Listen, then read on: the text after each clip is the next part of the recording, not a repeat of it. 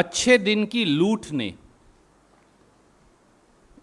भारतीयों के बजट का बजट बिगाड़ दिया है। एक तरफ देश के लोगों की आमदनी कर दी कम और दूसरी तरफ बेतहाशा महंगाई का दे दिया गम। रोज petrol, diesel, gas, CNG, PNG रोज दाम बढ़ाते हैं और देश की जनता को तिल तिल कर तड़पाते हैं।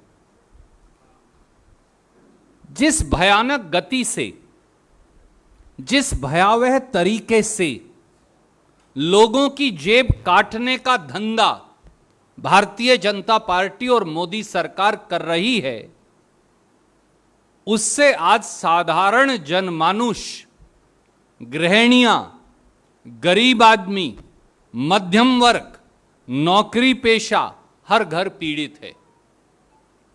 कांग्रेस अध्यक्षा श्रीमती सोनिया गांधी जी के निर्देश के अनुसार इसीलिए आज पार्टी के महासचिवों की और प्रभारियों की एक बैठक हुई और कांग्रेस पार्टी ने यह निर्णय किया है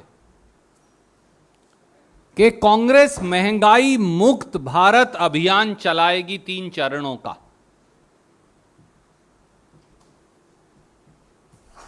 To put it very, very briefly in English, people of India have been betrayed, duped and deceived by Modi government. People of India are feeling let down by a government that they voted to power, both in the center as also in the 4 states. After keeping the prices of petrol, diesel, gas, piped natural gas and CNG unchanged for 137 days, after promising free cylinders to people of India, particularly people of Uttar Pradesh, in last 1 week has been a week of nightmare and scare for the budget of every household. Every day increase in the price of petrol, diesel, gas cylinder, PNG, CNG has proved the dictum vis-a-vis the Modi government. Fleece the people, fill the coffers, and finally dupe and deceive them.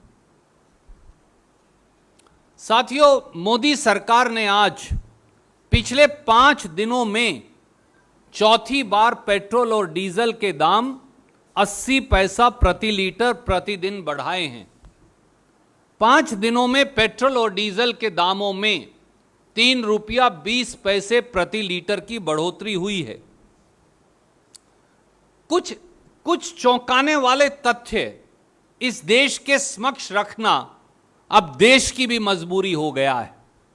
पहला तथ्य, मई 2014 में जब मोदी जी ने सत्ता संभाली तो petrol पर excise duty 9 रुपया 20 पैसे लीटर थी और डीजल पर एक्साइज ड्यूटी मात्र 3 रुपया 46 पैसे प्रति लीटर थी।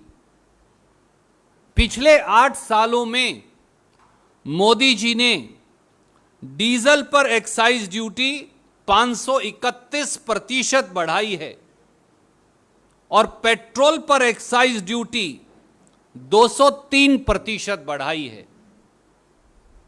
याद करिए, जब सरदार मनमोहन सिंह जी कांग्रेस की सरकार में कच्चा तेल $108 से $140 प्रति बैरल था तो पेट्रोल का दाम था 71 रुपया 41 पैसे प्रति लीटर और डीजल का दाम था 55 रुपया 49 पैसे प्रति लीटर। अब फिर $108 प्रति बैरल पहली बार भाव हुआ है तो पेट्रोल का दाम है 98 रुपया 61 पैसे प्रति लीटर और डीजल का भाव है 89 रुपया 87 पैसे प्रति लीटर। दूसरा चौंकाने वाला तथ्य, मोदी सरकार ने 8 साल में देशवासियों आपकी जेब से 26 लाख करोड़ रुपए की लूट की है। यह चार्ट मैं आपको भेज रहा हूं। 26 लाख करोड़ रुपया जनता की जेब काटकर भारतीय जनता पार्टी की सरकार ने अपना खजाना भरा है। और यह केवल कागज नहीं, इसका सबूत भारत सरकार के पेट्रोलियम मंत्रालय का यह कागज मैं आपको भेज रहा हूं, जहां 2014-15 से 21-22 तक ए और बी का आप टोटल यहां देखेंगे तो आपको हर साल उन्होंने कितना पैसा पेट्रोल और डीजल से कमाया वो यहां नजर आएगा। यह कागज मैं सबूत के तौर पर आपको भेज रहा हूं। तथ्य नंबर 3, अगर पिछले 2 साल लॉकडाउन, कोरोना महामारी, केवल उसकी बात करें तो पिछले 2 साल के अंदर ही मोदी सरकार ने 29 रुपया पेट्रोल के भाव और 27 रुपया 58 पैसे डीजल के भाव बढ़ाए, केवल 2 साल में, लॉकडाउन में। चौथा तथ्य, अगर आप सही मायनों में देखें, कांग्रेस के समय रेट कम क्यों था? 71 रुपया और 55 रुपया क्यों था पेट्रोल और डीजल का भाव? आज 100 रुपया क्यों छू रहा है? उसका कारण है, और उसका कारण मैं आपके समक्ष आज तथ्यों के साथ रखता हूं। कांग्रेस की सरकार में 2011-12 में पेट्रोल डीजल गैस पर सब्सिडी थी 1,42,000 करोड़, मैं लिखकर भेज रहा हूं। 2012-13 में यह सब्सिडी बढ़कर हो गई 1,64,387 करोड़। 2013-14 में यह सब्सिडी थी 1,47,025 करोड़, यानी औसत 1.5 लाख करोड़ रुपया भारत सरकार, कांग्रेस सरकार, मनमोहन सिंह सरकार पेट्रोलियम कंपनियों को देती थी, ताकि आम जनमानस पर, आप पर, गाड़ी चलाने वाले, मोटरसाइकिल चलाने वाले, स्कूटर चलाने वाले, ठेला चलाने वाले, 3 व्हीलर चलाने वाले, 4 व्हीलर चलाने वाले, गरीब ट्रक चलाने वाले साधारण जनमानस पर यह बोझ ना पड़े।